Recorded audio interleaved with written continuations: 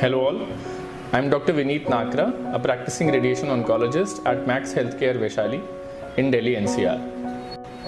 बहुत सारे पेशेंट्स आजकल मुझसे पूछते हैं कि डिफरेंट टाइप्स की रेडिएशन कौन सी होती हैं, क्या रेडिएशन की मोडालिटीज़ हैं, कौन सी रेडिएशन हमारे लिए सही है, कौन सी रेडिएशन कराएं। किसी ने तो बोल दिया कि 3D CRT करा लो, वो ठीक है। किसी ने बोल दिया IGRT कराओ, अच्छे हॉस्पिटल में कराओ, क्या उसकी ज़रूरत है। So today we'll be answering all these questions.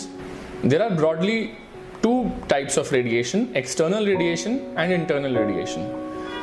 External radiation is further classified based on the conformality, based on how precise you need the treatment to be done, based on किस जगह पे इलाज कर रहे हैं, based on कौन सा cancer है, based on कि कौन से टाइप की पैथोलॉजी रिपोर्ट है जिसके हिसाब से उसको रेडिएशन देनी है। एक्सटर्नल रेडिएशन में हम एक लीनियर एक्सेलरेटर का इस्तेमाल करते हैं जिसके अंदर x-rays, high dose x-rays 6 megavolt is the most commonly used energy of X-rays for treating radiation with external beam therapy। उसकी बहुत सारी वेराइटीज़ हैं। पहली वेराइटी होती है 3D CRT। 3D CRT का मतलब है 3D कॉन्फॉर्मल रेडियोथेरेपी।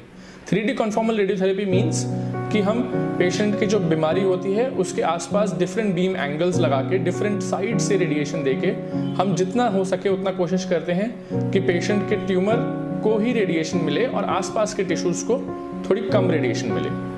उसके बाद आती है intensity modulated radiotherapy. Intensity modulated radiotherapy और ज़्यादा रिफाइन कर देती है हमारी कॉन्फॉर्मेलिटी को, हमारी प्रिसाइजनेस को, जो कि 3D CRT के साथ साथ जो कैंसर सेल्स में जहाँ पर थोड़ी कॉन्केविटीज़ होती हैं उनको भी अकाउंट में ले लेती है। हमारा कंप्यूटराइज्ड प्रोग्राम होता है, सॉफ्टवेयर होता है जिसके मदद से हम इंटेंसिटी मॉड्यूलेटेड रेडियोथेरेपी कर पाते हैं, जिससे ट्यूमर्स को ज़्यादा से ज़्यादा डोज मिलती है और हेल्दी टिश्यूज जो आसपास होते हैं कैंसर के सेल्स के, उनको कम से कम रेडिएशन का एक्सपोजर हो।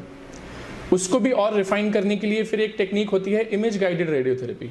इमेज गाइडेड रेडियोथेरेपी में हम इंटेंसिटी मॉड्यूलेटेड रेडियोथेरेपी करते हैं, बट जो ट्रीटमेंट हमारा होता है, जो 1.5 महीने तक या 30 सेटिंग्स तक, 30 फ्रैक्शंस तक रेडिएशन थेरेपी चलती है, उसमें हम रेगुलरली CT स्कैन्स करते रहते हैं पेशेंट के on the machine itself to see कि जहां हम रेडिएशन दे रहे हैं वो बिल्कुल ठीक है। पेशेंट की कोई वेट लॉस की वजह से उसके नॉर्मल टिश्यूज तो नहीं है जो ट्रीटमेंट फील्ड में आ रहे हैं, कहीं ऐसा तो नहीं कि पेशेंट का ट्यूमर बहुत ज़्यादा कम हो गया है और हेल्दी टिश्यू में रेडिएशन ज़्यादा जा रही है। तो वो सब देखने के लिए इमेज गाइडेड रेडिएशन थेरेपी का इस्तेमाल किया जाता है। एक और टेक्निक होती है जिसे कहते हैं, काफ़ी लोग पूछते हैं, what is SRS, what is SBRT। SRS is a stereotactic radio surgery जिसमें बहुत हाई डोज ऑफ रेडिएशन दी जाती है generally to the brain tumours, जहाँ पर कोई बिनाइन ब्रेन ट्यूमर है या कोई मेटास्टेसिस है किसी कैंसर की जो कि ब्रेन में डिजीज आ गया है, उसको single sitting, mostly single sitting और मैक्सिमम 2 to 3 सिटिंग्स में, जिसमें रेडिएशन हाई डोज दी जाती है,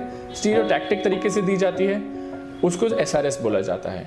SBRT में भी बहुत हाई डोज रेडिएशन दी जाती है। SBRT stands for stereotactic body radiotherapy, जिसमें बहुत हाई डोज रेडिएशन थेरेपी दी जाती है बट बॉडी के पार्ट्स में, जैसे कि बोन्स में, वर्टिब्रल कॉलम में, लंग्स में कहीं बीमारी आ जाए या कहीं पेल्विस में कहीं एक नोड आ जाए जो कि आपका ट्रीटमेंट पहले खत्म हो चुका है और उसके बाद रिकरेंस आई है, तो वहाँ पर स्टीरियोटैक्टिक बॉडी रेडिएशन थेरेपी से ट्रीटमेंट किया जाता है, जिसमें बहुत हाई डोज दी जाती है, यूजुअली 3 to 5 सेटिंग्स में, जिससे पेशेंट को मैक्सिमम क्योर रेट अचीव हो पाता है। Then we come to internal radiation. Internal radiation में रेडियो एक्टिव जो मटेरियल होता है उसको पेशेंट की बॉडी में रखा जाता है। It is also of 2 types, one is temporary internal radiation, one is permanent internal radiation. Temporary internal radiation में वी यूज स्पेशलाइज्ड एप्लीकेटर्स, जो कि कैंसर जहाँ पर हुआ होता है वहाँ पर हम रेडिएशन को उन एप्लीकेटर्स के थ्रू थोड़ी देर तक के लिए वहाँ पर एक्सपोजर देते हैं एंड देन हटा लेते हैं। Permanent radiation implants are needed in metastatic prostate cancer और कहीं ऐसी जगहों पे जहाँ बोन में डिजीज आ गया, तो उस बोन के एरिया में रेडियो एक्टिव एलिमेंट को रख के छोड़ दिया जाता है, जिससे वो थोड़ी थोड़ी डोज धीरे धीरे डिलीवर करता रहता है to achieve a sustainable cure. There are many techniques, और कौन सी टेक्निक आपके केस में आपके ऊपर करी जानी चाहिए वो आप एक अच्छे डॉक्टर से मिलें, अच्छे रेडिएशन ऑन्कोलॉजिस्ट से मिलें, तो वो आपको अच्छे से गाइड कर सकेंगे कि कौन सी रेडिएशन की टेक्निक आपके केस में सबसे बेस्ट रहेगी। Thank you.